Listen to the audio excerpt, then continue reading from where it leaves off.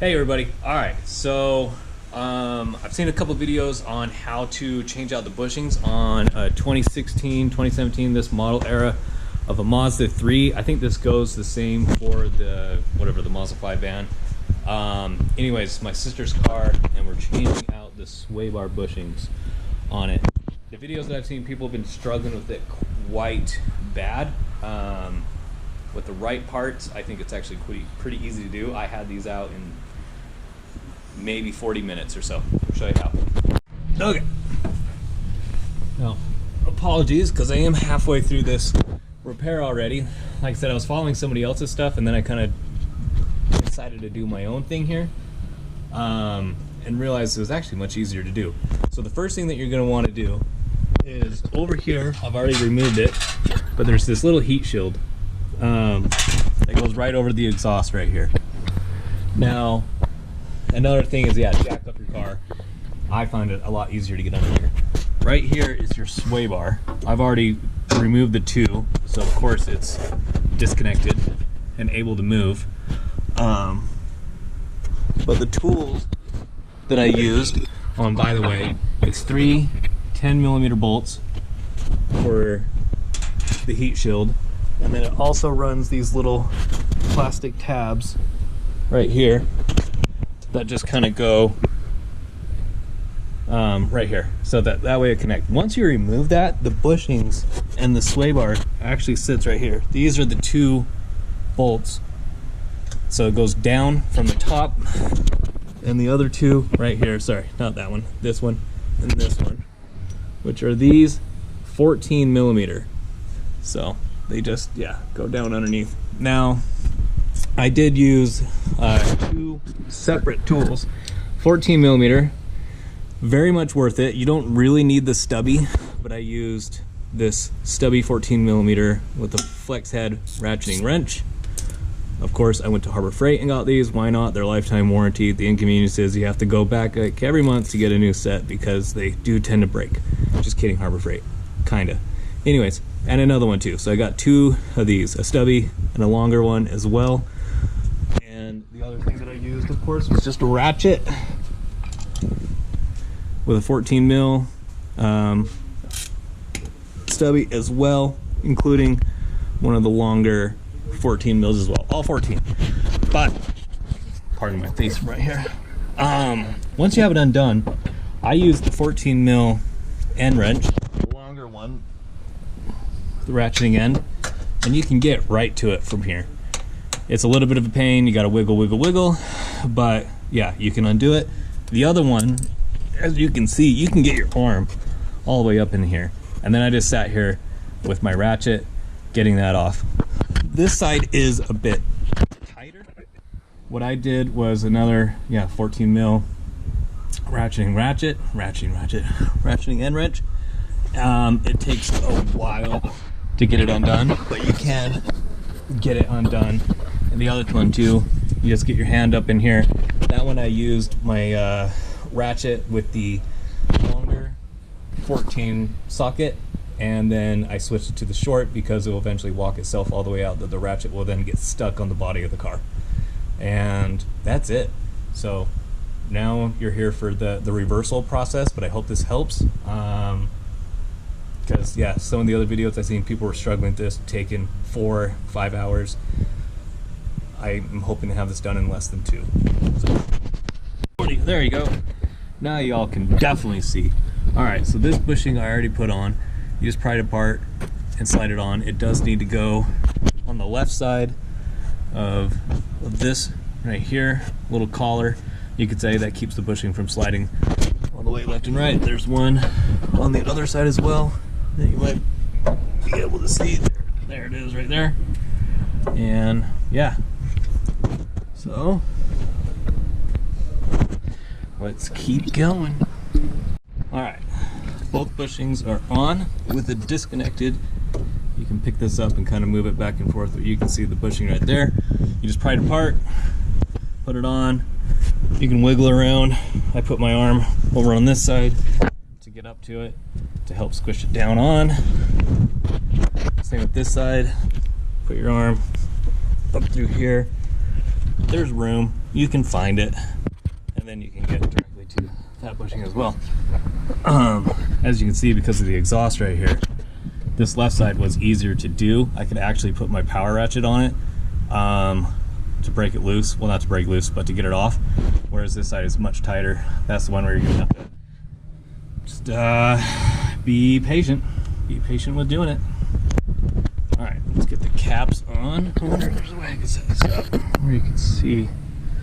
We'll try and do it one-handed for a second. So here's the cap.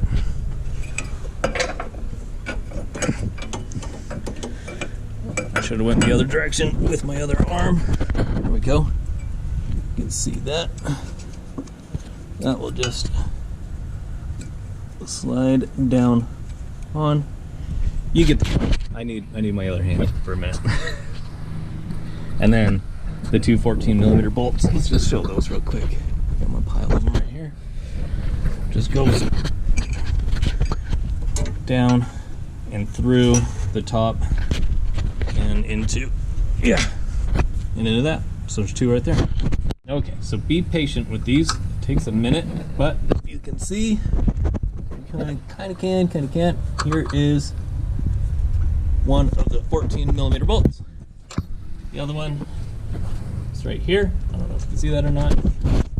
Takes a second, but you can see that the heads are started in these. So right now they're just kind of started in there. I'm gonna go ahead and get this one on real quick so that I don't have to fight getting it on after I have this one tightened all the way down. So we'll get this one on real fast too. All right, so this is where I was saying the right tool for the job. So the angle of this that you can maybe see if I can get my hand out of it is a little short. It's hard to get a ratchet into here, but with an adjustable box end wrench that's ratcheting, I can put it right onto this bolt. Sorry. Just sit there and spin. Spin. You can't really see it. Anyways, so that's how we're gonna do this one. Without it, maybe a very small ratchet could do it, but honestly, if you don't know anybody that has one of these, you can go on Amazon, I'm sure. All you need is just the 14mm. I'm not using any of the other ones that I picked up today. The 14mm is the biggest one. Besides that, I didn't even really need the stubby. Besides that, just a ratchet with the short socket and the long socket. That's it. That's all you need. Okay, so I'm gonna get to tightening this and then do the rest here in a second. See, I got my ratchet on here. I do have the longer of the 14mm sockets, the ones that are about yay size, on there right now, which is allowing me to tighten that up. It's hard to do this with two hands. Well, I mean, with one hand. One hand on the camera, one hand on the ratchet. I'm just holding it on with my arm right now. But that's it. So that's all we're doing, just to tighten this side down. I'm gonna break for a second and start tightening that side down, so that way, like, this side isn't too tight and that side needs some wiggle room. You know, just doing both uniformly at the same time. And take your patience. Take your patience. Have patience. Take patience. Side is done. I don't know if you can see this very well, but there's my ratchet up in here. I don't think you can because it's super dark. But going through this side here, you can hit your ratchet up, hit it through everything on the way down. There it is. Mainly because, again, I'm doing this one-handed for you folk. This side over here, same thing. I'm going to put the ratchet up. It will just kind of fit back in here, kind of like so.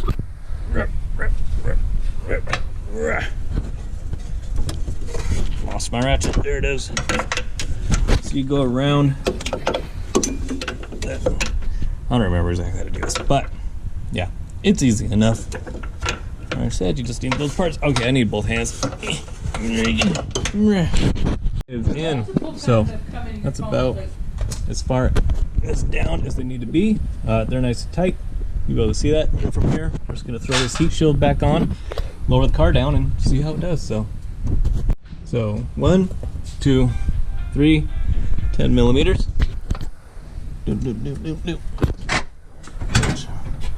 And then grab one of these. Yeah. And then it's these little clips. If nobody's ever dealt with these little guys, all you have to do is just get like a little flat head and pry them out. They have these little, you can kind of see right there. You just pop this head out and then the whole thing comes out, and then order. Just goes reverse order, just like so, and then pop.